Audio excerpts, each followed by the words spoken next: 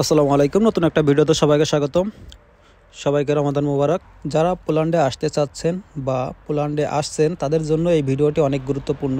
কয়েকদিন আগে এক কোম্পানিতে সার্চ করে নেপালি অনেক কয়জনকে একসাথে ডিপোর্ট করে দিয়েছে পোল্যান্ড থেকে।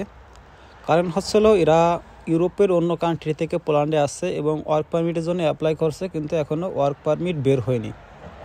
আপনারা অনেকেই আছে যে আমি বলি যে ওয়ার্ক পারমিট ছাড়া কাজ করবেন না, এবং অনেকে বলে যে না ভাই ওয়ার্ক পারমিট ছাড়া কাজ করা যাবে, কোনো সমস্যা নেই। ভাই ওয়ার্ক পারমিটটা কিসের জন্য? ওয়ার্ক পারমিট মানে কি? আপনি যে একটা কাজের অনুমতিপত্র যদি আপনার না থাকে আপনি পোল্যান্ডে কীভাবে কাজ করবেন? সো আপনারা ইউরোপের যে কোনো কান্ট্রি থেকে আপনারা পোল্যান্ডে আসেন না কেন, অবশ্যই আগে সেই কান্ট্রি থেকে পোল্যান্ডে ওয়ার্ক পারমিটের জন্য অ্যাপ্লাই করবেন। যে কোনো কোম্পানি হোক বা রেস্টুরেন্ট হোক, যে কোনো কিছুতে আপনি কাজ করেন না কেন, আপনি সেই কোম্পানি থেকে আগে ওয়ার্ক পারমিট বের করবেন। ওয়ার্ক পারমিট বের করে পোল্যান্ডে আসবেন। পোল্যান্ডে আসার সাথে সাথে আপনি প্যাসেল নাম্বার করবেন। প্যাসেল নাম্বার করার পরে আপনি টিআরসি কার্ডের জন্য অ্যাপ্লাই করবেন। টিআরসি কার্ডের জন্য অ্যাপ্লাই করার পরে এবং আপনি সাথে সাথে একটা ব্যাঙ্ক অ্যাকাউন্ট করবেন, কারণ আপনি যে স্যালারিটা পাবেন আপনি আপনার ব্যাঙ্ক অ্যাকাউন্টে নেবেন। কারণ ব্যাঙ্ক অ্যাকাউন্টে না নিলে আপনি যে টাকা পয়সা যদি আপনি ক্যাশে লেনদেন করেন তাহলে এদেশের ইমিগ্রেশনের বা এদেশের পোল্যান্ডের কোনো লাভ নেই। কারণ আপনার ট্যাক্স জুস এগুলো যেই কোম্পানির কাজ করতেছে সেই কোম্পানি আপনার কোনো কিছুই পে করতেছে না। অতএব আপনি যদি কোনো অসুস্থ হয়ে পড়েন তাহলে এদেশের গভর্নমেন্ট থেকে আপনি কোনো ফ্যাসিলিটি পাবেন না। কারণ আপনি যে প্যাসেল নাম্বারটা করবেন, প্যাসেল নাম্বারের অনুযায়ী আপনার এই যে আপনি পোল্যান্ডে আসেন, পোল্যান্ডে কাজ করতেছেন, প্রতিটা মাসের আপনার ট্যাক্স জুস সব কিছুই আপনার অ্যাকাউন্টে মানে প্যাসেল নাম্বারে সব কিছু শো করে।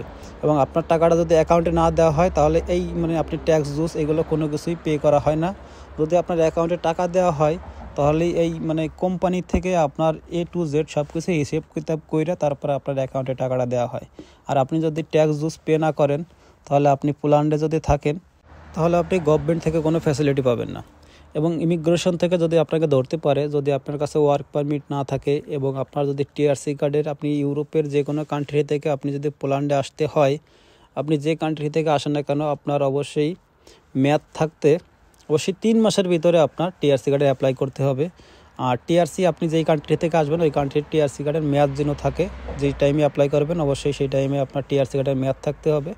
টিআরসি কার্ডের মেয়াদ দেখে আপনি পোল্যান্ডে আসার সাথে সাথে ওয়ার্ক পারমিট নিয়ে তারপরে আপনি কোম্পানিতে জব করবেন এবং টিআরসি কার্ডে অ্যাপ্লাই করবেন। তো অনেকগুলো কোম্পানিতে এরকমের সার্চ চলতেছে, অনেকগুলো কাবাব শপে এখন অনেক বাসায় চলে যাচ্ছে এবং দোকানের ভিতরে চলে যাচ্ছে, দোকানের ভিতরে যাচাই করতেছে, দেখতেছে যে দোকানের ভিতরে যেই সমস্ত লোকজন আছে তাদের ওয়ার্ক পারমিট আছে কিনা।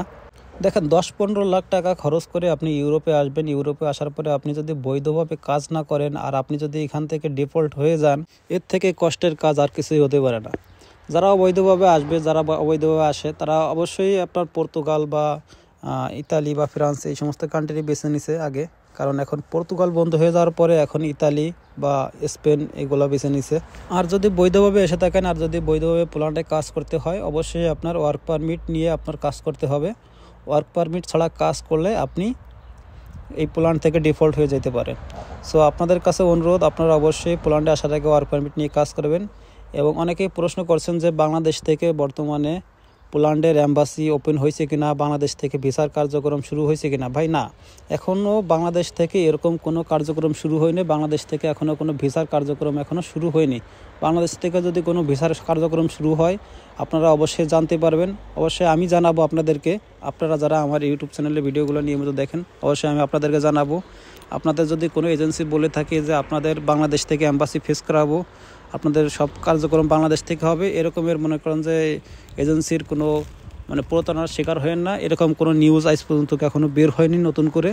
সো আমি আপনাদেরকে জানাবো এবং আপনাদের যার যে প্রশ্ন আপনারা আমাকে কমেন্টস করতে পারেন, আমি ফ্রি হয়ে সবার কমেন্টসের অ্যান্সার দেওয়ার চেষ্টা করি। সবাই ভালো থাকবেন, আমার জন্য দোয়া করবেন এবং নেক্সটে কোন ধরনের ভিডিও চান অবশ্যই কমেন্টস করে জানাবেন। সবাই ভালো থাকবেন, আল্লাহ হাফেজ।